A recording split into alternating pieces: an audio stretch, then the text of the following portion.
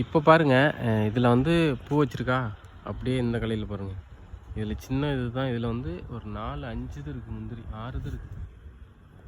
6 இது இருக்குது.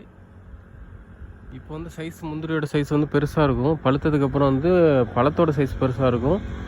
முந்திரியோட சைஸ் வந்து சின்னதாக இருக்கும்.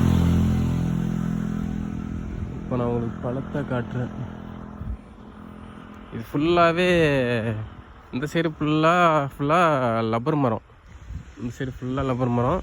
இந்த சைடு பார்த்தீங்கன்னா ஃபுல்லாகவே முந்திரி தான்.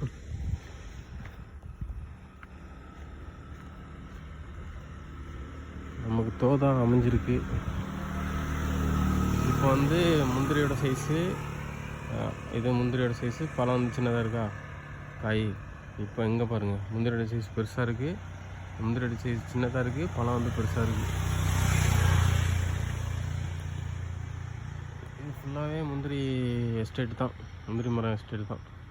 ஒரு மரமும் நல்லா பெரிய பெரிய மரமாக இருக்குது. இங்கிருந்தால் அதிகமாக முந்திரி வந்து